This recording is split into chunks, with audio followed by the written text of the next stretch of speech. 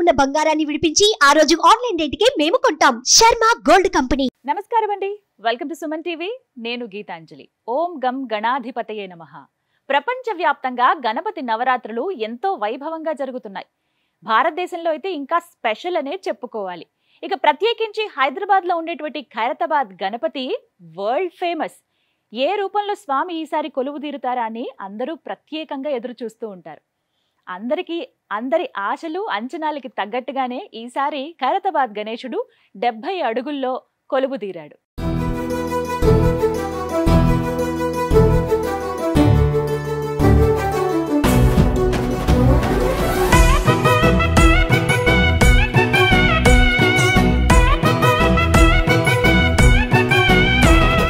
ఖైరతాబాద్ గణనాథుడికి 70 ఏళ్ళు. ఈ 70 ఏళ్ల ఆయన ప్రయాణం, ఆయన ప్రస్థానం ఎలా ఉందో చూద్దామా? ఎలుక మీద వస్తున్నాడు గణనాథుడు, మూషిక వాహనమెక్కిన మాలంబోదరుడు.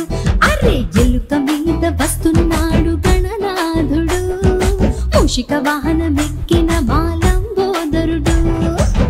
మండపాలు సిద్ధం చేసి మావిడాకు పెట్టి రంగురంగు ముగ్గులు వేసి మురిసేలా గణపతి బొమ్మని తెచ్చి పీట మీద పెట్టి పిండి వంటలన్నీ చేసి పిలిచామే.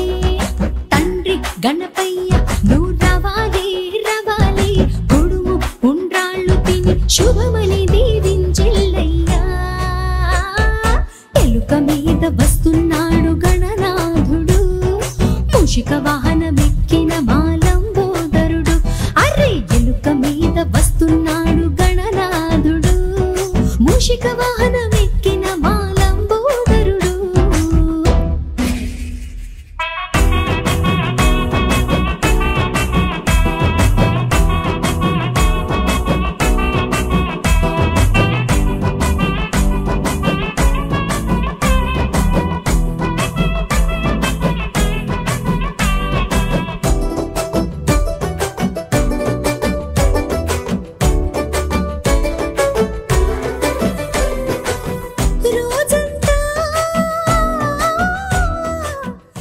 మొట్టమొదటిసారిగా 1954వ సంవత్సరంలో ఖైరతాబాద్లో గణపతిని కొలువు తీర్చారు.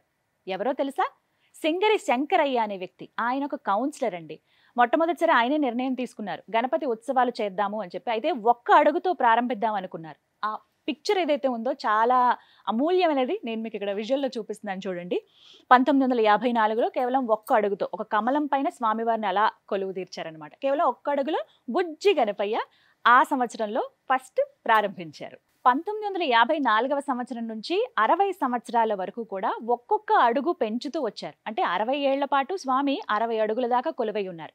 ఆ తర్వాత నుంచి అంటే అన్ని దృష్టిలో పెట్టుకుని అంత పెద్ద విగ్రహం నిమజ్జనానికి వీలవటం లేదు, కాస్త ఇబ్బందులు ఎదురవుతున్నాయన్న ఆలోచనతోటి ఎత్తు తగ్గిద్దామని నిర్ణయించుకుని 60 అడుగుల తర్వాత ఒక్కొక్క అడుగు తగ్గించుకుంటూ వచ్చారు.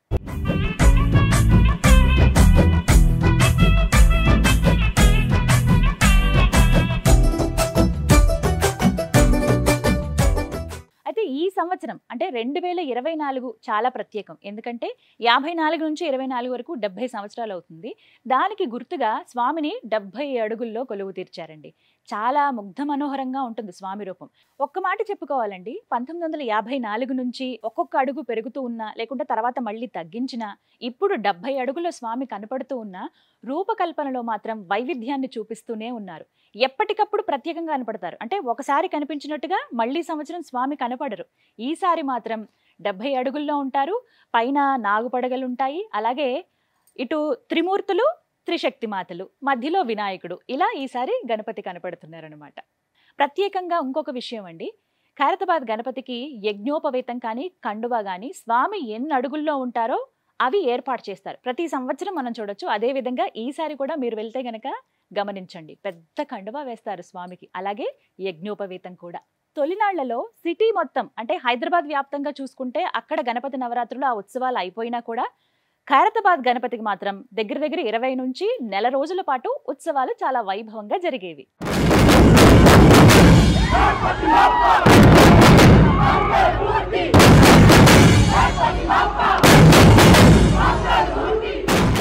1960వ సంవత్సరంలో ప్రత్యేకంగా ఖైరతాబాద్ గణపతిని ఏనుగు పైన ఊరేగిస్తూ తీసుకువెళ్లి సాగర్లో నిమజ్జనం చేశారు. 1982వ సంవత్సరంలో భాగ్యనగరం ఉత్సవ కమిటీ ఏదైతే ఉందో వారు ఖైరతాబాద్ గణపతి ఉత్సవ కమిటీ వారిని సంప్రదించి కేవలం 11 రోజులు మాత్రమే స్వామివారికి ఉత్సవం జరిపితే బాగుంటుంది అని చెప్పడంతో వాళ్ళని అలా ఒప్పించారు కూడా. అప్పటి నుంచి మనం చూస్తున్నాం కేవలం 11 రోజులు మాత్రమే ఖైరతాబాద్ గణపతి దగ్గర ఉత్సవాలు జరుగుతాయి.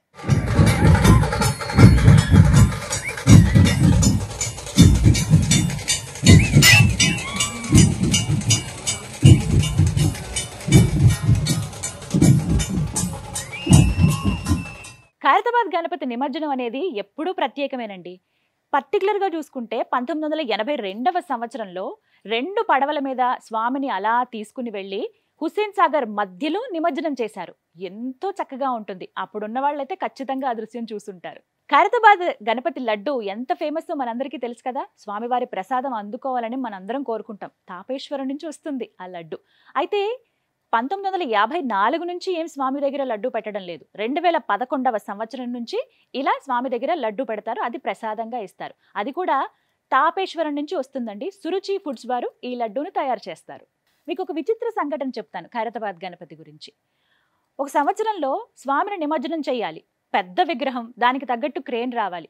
కొన్ని కారణాల రీత్యా ఆ క్రేన్ రాకపోవడంతో ఆ హుస్సేన్ సాగర్ దగ్గర ఆ ఒడ్డునే స్వామిని నెల రోజుల పాటు అలానే ఉంచేశారట. కేవలం టీవీల్లోనే కాకుండా ఒక సినిమాలో కూడా ఖైరతాబాద్ గణపతి మనకి దర్శనమిస్తారండి. 1983వ సంవత్సరంలో సాగర సంగమం సినిమా వచ్చింది. అదేనండి కళా తపస్వి కె విశ్వనాథ్ గారు దర్శకత్వం వహించినటువంటి ఆ చిత్రం. అందులో మనకి ఆ గణేశుడు కూడా కనపడతాడు. ప్రత్యేకించి చెప్పుకోవాలి, ఒక రోజంతా కూడా కమల్ హాసన్ గారు ఆ షూటింగ్ లో పాల్గొన్నారు. ఒక రోజంతా కూడా ఆ గణపతి దగ్గర ఆయన గడిపారు.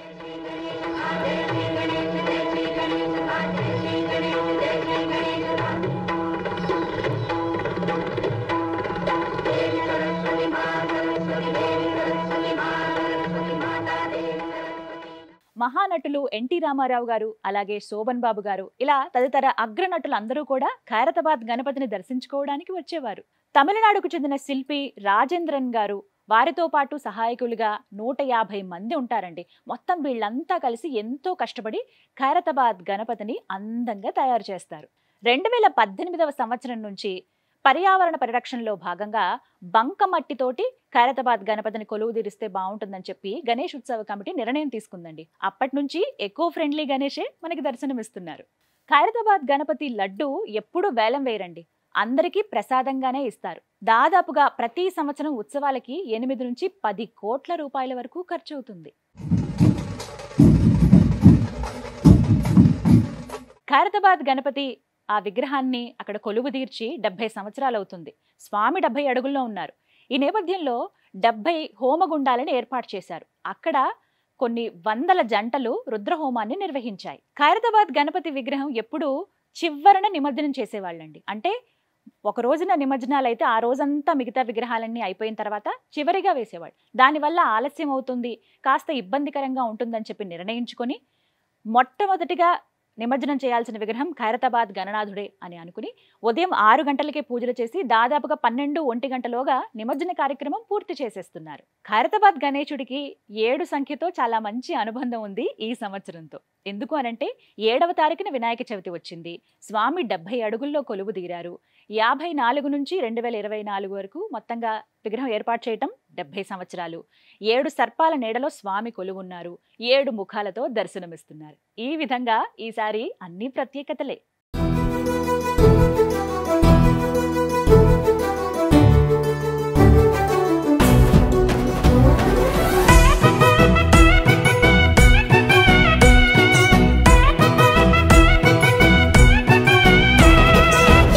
మీద వస్తున్నాడు గణనాథుడు, మూషిక వాహనమెక్కిన మాలంబోదరుడు.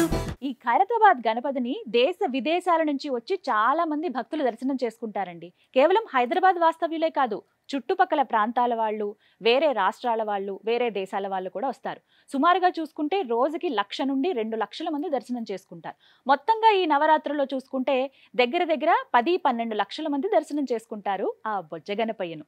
కదంతం మహాకాయం తప్త కాంచన సన్నిభం చూసారుగా, ఇదండి ఖైరతాబాద్ గణనాథుడి ప్రస్థానం 1954 నుంచి 2024 వరకు. ఒక్కో సంవత్సరం ఒక్కో రూపంలో భక్తులకు దర్శనమిస్తూ అనుగ్రహిస్తున్నాడు ఆ బొజ్జ గణపయ్య. జై బోలో గణేష్ మహారాజ్కి జై. నమస్తే.